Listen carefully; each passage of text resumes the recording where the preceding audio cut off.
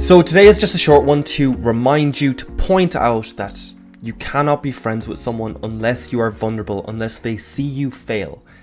This means not being impeccable, not being perfect, not being beyond reproach. They have to be able to correct you, have to be able to point stuff out. You have to be vulnerable. Otherwise, it's actually impossible. Because you naturally do not want to be friends with, you do not trust the person who is perfect. The best that person can hope for is begrudging admiration. Where it's like, yeah, like he's on the top of his game, like, fair play. Like, that's the competition. Always on the outside or on the other end or something like that. Never in the circle. Never in the friend group. If the person's perfect. Because do you want to talk to that person? It's like, yeah, so you were in college, you topped your class. Man, that must have been hard. That must have been tough. No, man, just like, just did my stuff. You didn't find any of it tough. No, I did the stuff, Okay, well, you must have been into, soccer or football or something like that. It's like, yeah, I was into soccer. It's like, cool, were you any good at that? Yeah, I was, pretty much, top of the team or whatever. I was pretty awesome at that. Man, that must have taken, a lot of training. No, man, just did my thing. It was grand.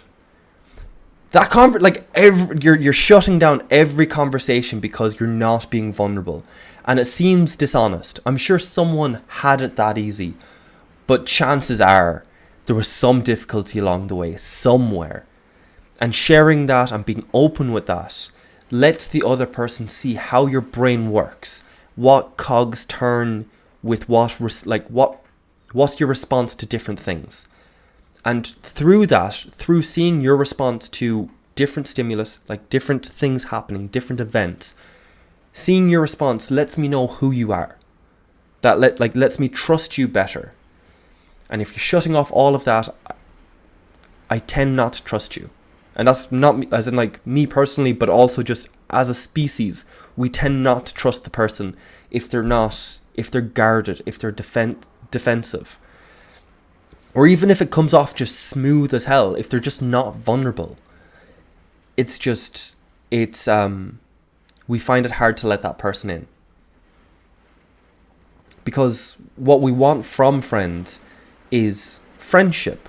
And friendship means ripping the piss out of each other.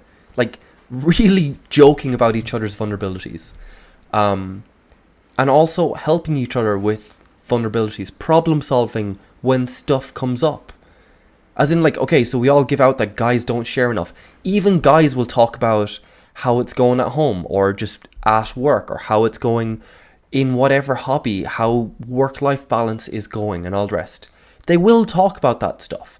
And okay, the thing they fall down on is they talk with the sole purpose of problem solving, and if you can't solve the problem, then the conversation falls apart.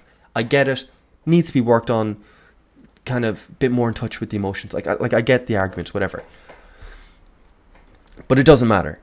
Even with the most traditionally male caveman of a brute, even he wants friends that he can be vulnerable with, that they are vulnerable with him, that you talk about problems, you problem solve, you get through it. You're a tribe, you're a pack, you're whatever.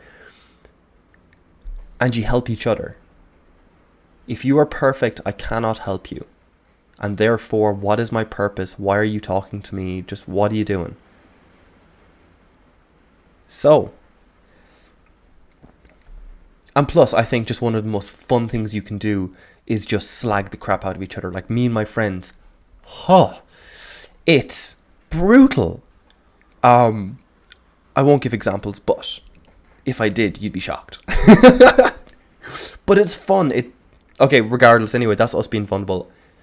I find it a virtue to be able to slag each other about that. You don't have to. You don't have to enjoy that sort of relationship. But you do have to be vulnerable.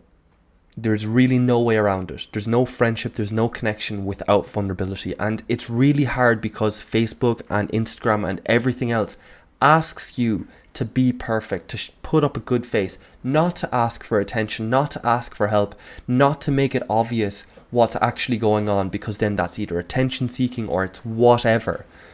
but you're encouraged to put up the good days and for everyone just to be like, yay, and that's it. And then we wonder why we're lonely, or why there's no connections, or why we're all so isolated and atomized in society nowadays. It's because we're all trying to be perfect. And we're not inviting critique. We want to be seen to be perfect, but we're nowhere near actually being perfect. We want to be seen to be the best, to be the strongest, to be the fastest, to be the richest. We want to be seen to be all this stuff.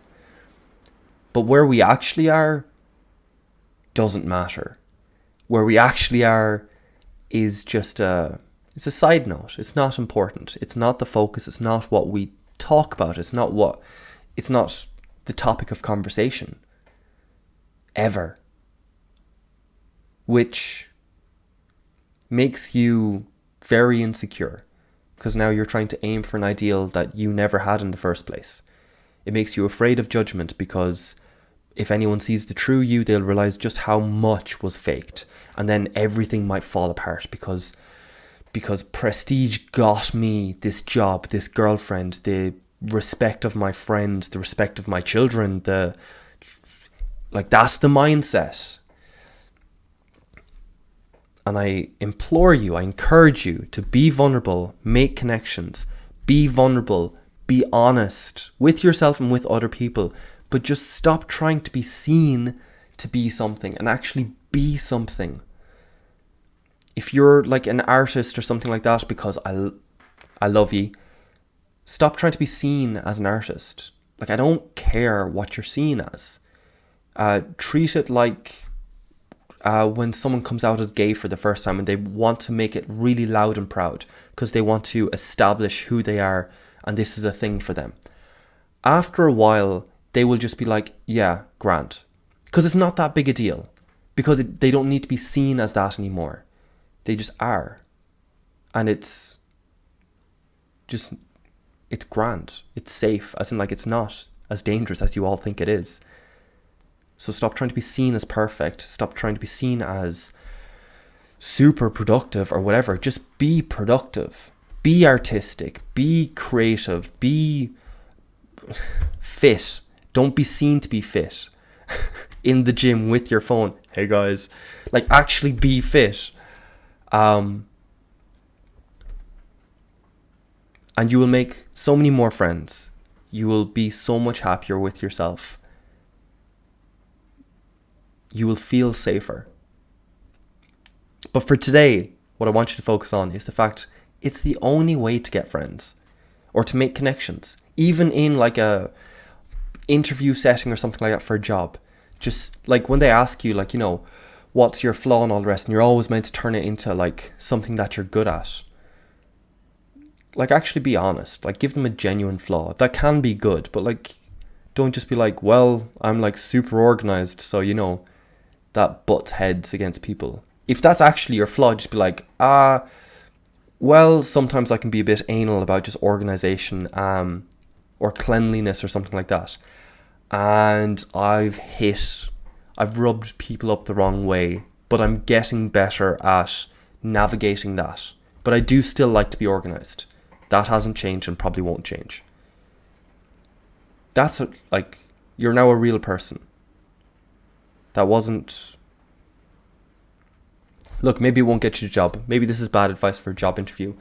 But it's the only advice for a social setting. So yeah, that's it. That's it for today. I really hope you followed this one. I much prefer honest people. But like, you know, the guy into psychology prefers honest people. Go figure. Mind blown, huh? So, you know, I'm biased. But yeah, so take it as you will. That's it for today, guys. I will see you again tomorrow. Bye, guys.